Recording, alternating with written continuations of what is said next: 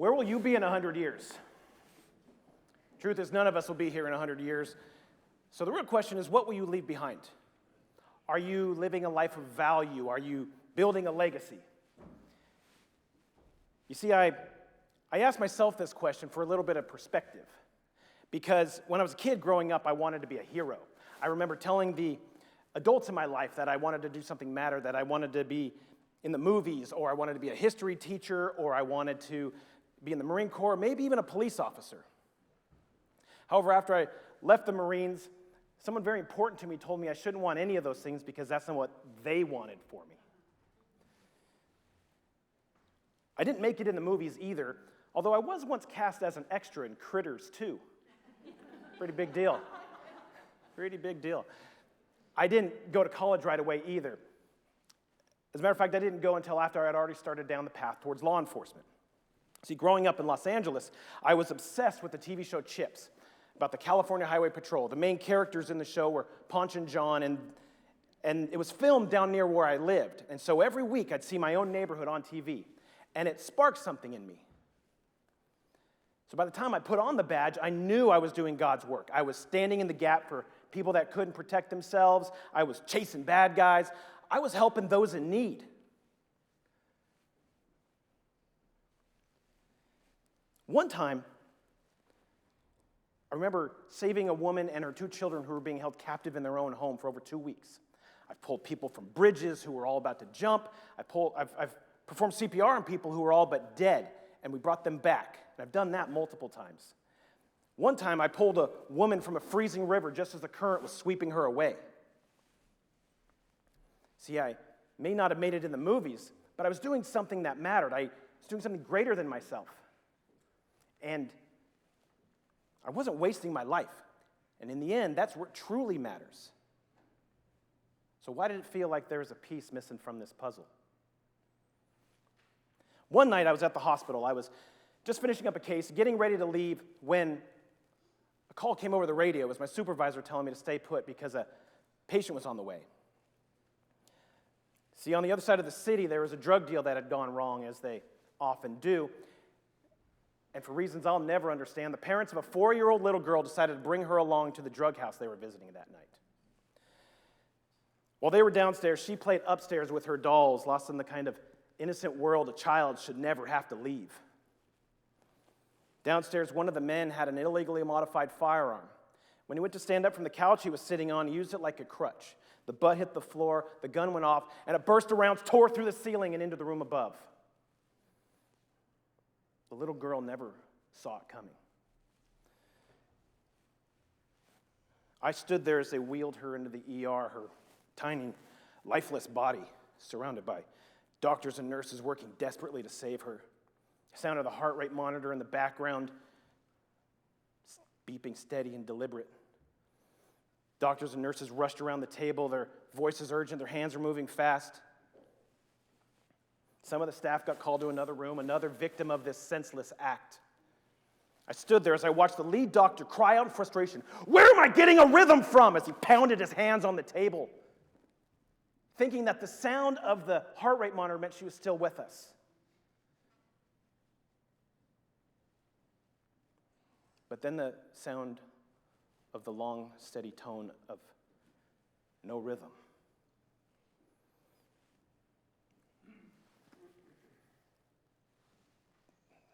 The room went silent, and the time of death was called. One by one, the staff walked out, their eyes meeting mine as if expecting me to do something, as if I had the power to make this right somehow. But there's nothing I could do, except my job. When my partner arrived, we got to work. We examined entry wounds and exit wounds, the exact placement, the number of rounds that took this baby's life. See, words can't express the feelings I had at that, the anger, the helplessness, the frustration, the senselessness of it all. I tried to reconcile the storm of emotions I was feeling as I focused on the work, because this one stuck with me. This one dug deeper than most. As I thought about all she could have been, the the dreams, the love, the impact she will never get to make on this world. A 4-year-old little girl who had only just begun to live was now gone. Her life wasted before she ever had a chance to do anything with it. So with the ups and downs and the goods and bads and the ebb and flow that this profession affords, by 2019, I was in a pretty dark place. On paper, I was thriving. I was a SWAT operator, decorated officer. I'd even made Special Assignment Officer of the Year that year. I was pretty confident in myself. In reality, I was arrogant. I was egotistical.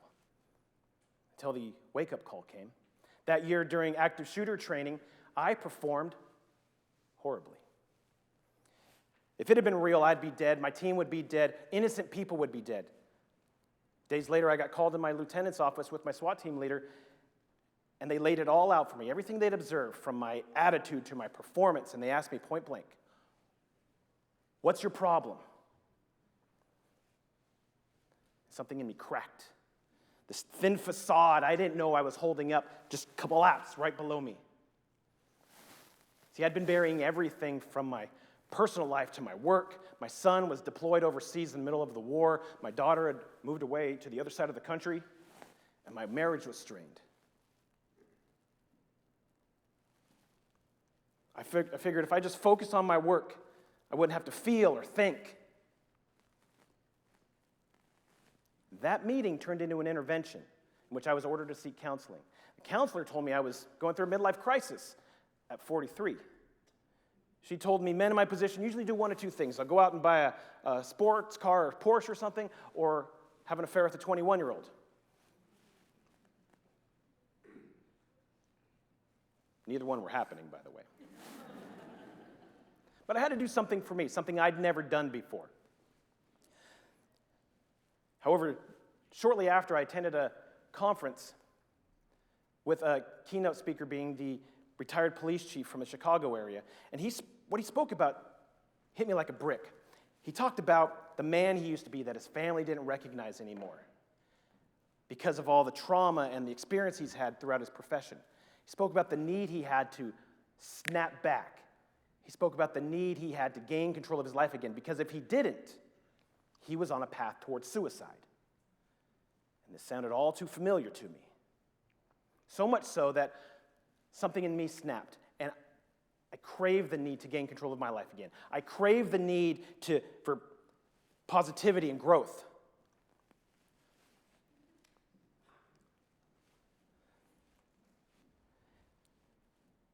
I stopped listening to music in my vehicle. I would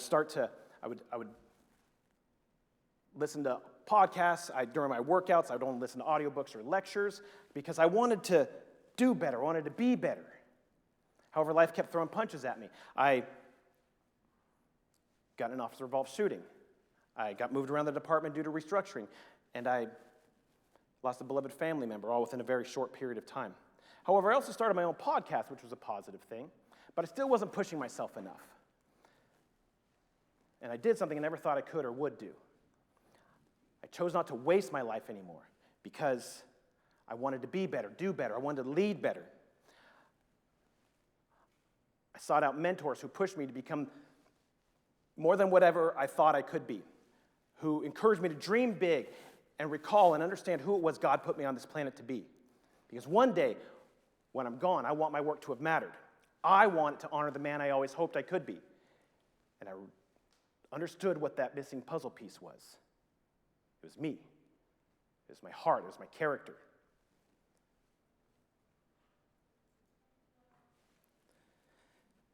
Which prompted me to ask this question: where will you be in 100 years? The truth is, none of us will be here. So what will you be leaving behind? Who was the hero you wanted to be as a kid? The dream you had before life told you it wasn't possible? Before adversity shaped you? Before fear crept in? Because that's the purest form of the person you know you could be. The purest dream we had before our self-imposed limits built a wall because of our fears and our self-pity, before we let others impose their limits on us. Because the only thing standing between you and the life you want is you.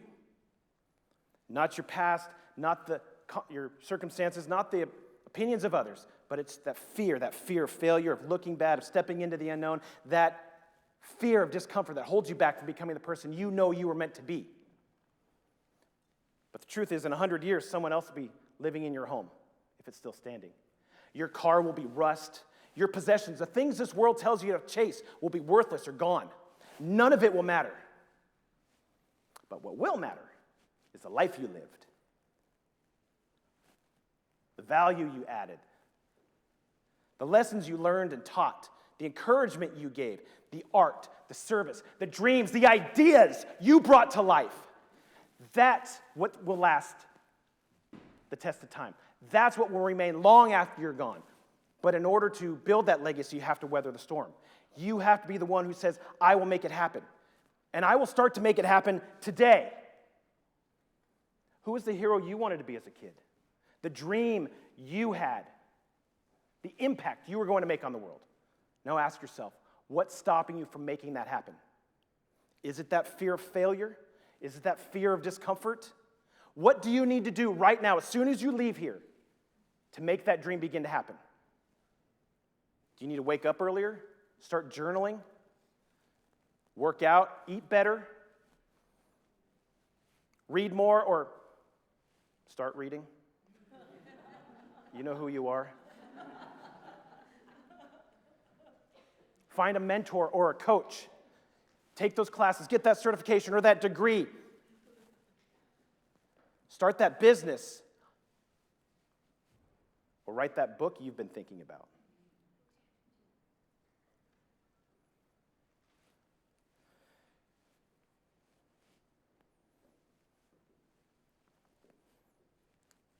Truth is, that person, that obstacle, that thing, that adversity that stands in your way, chances are it looks an awful lot like you. So if you're the person standing in your way, you're the one who can push yourself forward. You're the one who dreams your dreams, knows your desires, and what threatens to weaken you. Moment by moment, choice by choice, you know your potential and what it will take to unlock it. See, our legacy is not just for the world after we're gone. Our legacy is for us. It's for who we were. It's for who we are. Imagine you had a time machine, and you go back and meet your 8-year-old self. You at 8 years old, you know, that kid with pigtails, or the buzz cut kid, maybe the athletic one, or the one who always got picked last for kickball. Or maybe you were the smart one, or the one who struggled just a little bit. But you at 8 years old stands before you now. Would they? Could they look up at you and say,